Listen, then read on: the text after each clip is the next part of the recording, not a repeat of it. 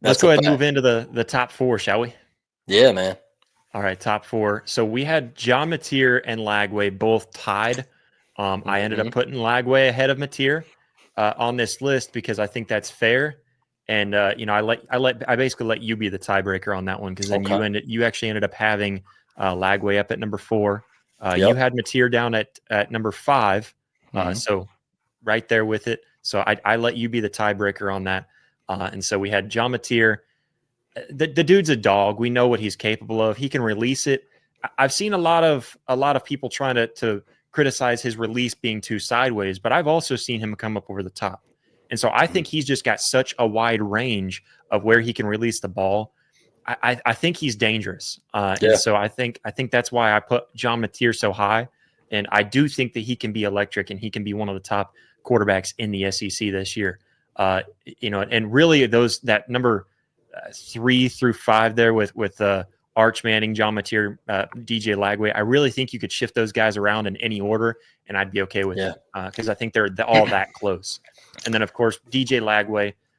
It's just really how healthy can he be throughout the season. I think that says a lot. Sure. And then and then of course uh, what's going on around him. How well are the coaches able to help him and put him in the best situations? And for Lenora Sellers, he's a freak. He's one of the top Yeah. guys. And then Garrett Nussmeyer, the reason why he's number one, you and I both had him at number one. We also both had Lenore Sellers at number two. The reason why those guys are there for Garrett Nussmeyer specifically, he's the most veteran quarterback on this list. He is the only guy that is can be considered a veteran and knows his team around him as well as he does. So that to me is the obvious one there. If I had to pick a Heisman favorite for myself right now, it would be Garrett Nussmeyer because I know the dogs that he's got around him. I know it's good. It's an offense that's going to be electric. How much that LSU wins, I think, rides on how good and how much the defense has improved. So that's my question marks for LSU. Garrett Nussmeyer is low on the list for questions I have for LSU. I also don't think Garrett Nussmeyer has to go out and throw for 4,000 yards this year. No, I think a lot of that, he had a massive weight on his shoulders last year. LSU couldn't run the football. yeah, Just they were a one-sided offense, and I think when you get to be that in the Southeastern Conference, I think you're exposed a little bit, and having to put the weight on Garrett Nussmeyer, it hurt you. It hurt you, even though he put up the numbers. Stats were amazing, and I think he's got some dog in him. But I don't think LSU needs Garrett Nussmeyer to go out there and throw for all those yards. If they can run the football and give that extra uh, juice to that offense, because we know they're going to go out and throw it all over the yard and put up big numbers. We know that.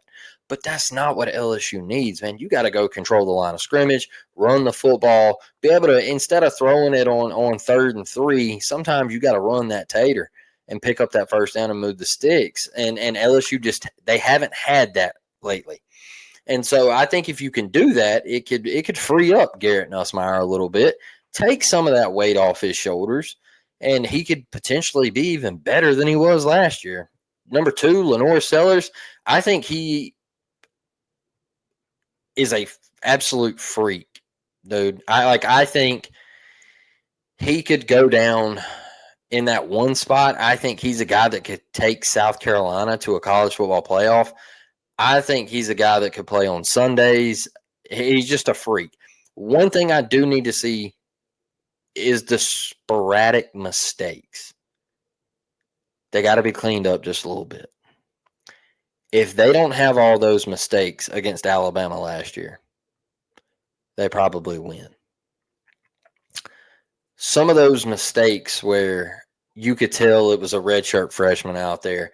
I think going into year 2, him being the guy, I think could be a lot better. Just clean that up, and I think he's a star. Lenore Sellers. I think he's a dog. DJ Lagway, I just haven't liked the vibes out of camp with he's hurt, the ankle, the shoulder. yeah. That's the only thing that scares me. I We think both once we again, both we both had him ranked at number 4, Lagway. We both had him ranked yeah, at number 4. So, yeah, pretty much on the same page there.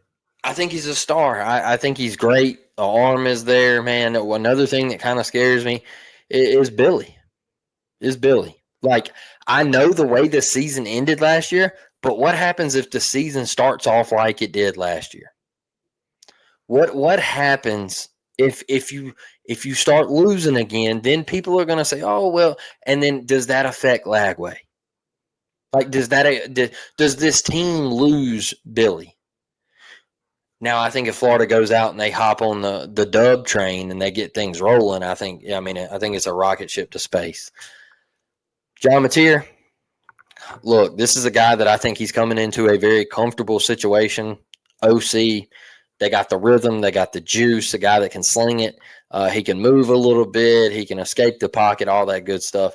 Like, usually Oklahoma has had this Brent Venables is a defensive guy, and you don't want to go play quarterback there. Like, they've had that tag under him. But now he said, hold on 1 minute. He said, I got this defense. I just got to go get me some offense. I got to go get me a play caller. Come on in here, bring your guy with you, and let's go have some fun. And I think he walks into a very favorable situation. I think the offensive line is going to be better. You're going to get some of those playmakers back that weren't there last year due to injury. And I think you're going to have a solid year. I think John Mateer, once again, that left side of that list, man, I think those dudes outside of Pavia, just because of the situation he's in at Vanderbilt, I think those dudes could lead their teams to the college football playoff. I really do. And Yeah. you got a couple on the right side, but I think those guys on the left are for real, man. Like, I think those dudes. Swap Gunner and Diego around real quick and tell me that the There left you go. side, all of them don't have a chance at the college football playoffs this year. Yeah, bro. Like, A good I chance. think, yeah, I think they could go. And like we mentioned earlier, it's not a knock on Gunner Stockton. It's just he hasn't played a lot of football. We know you're in a great spot. Show us. So that's it for me. Yeah, and he very well could be. I mean, because you think of what Gunner Stockton has around him. This is like the first year in a long time that Georgia has been really good at wide receiver all around.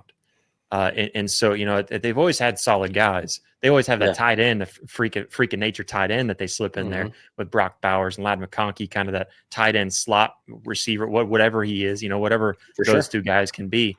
But, they never really had like just a loaded wide receiver room the way that I feel like they could this year. And so Gunner Stockton could have some big stats and really turn things around too and jump his way up this list very high. For sure. But it just goes to show you, though, I think even with the question marks, there's still a lot of talent there in the SEC at the quarterback position. No doubt. I think this is a much better situation than I think the SEC. Like, you had your guys last year, man, but I feel like talent-wise and like ceiling, I think this year, even though a lot of them are new on the scene, I don't really care about that. I'm talking really like straight potential and talent. I think the ceiling is very high.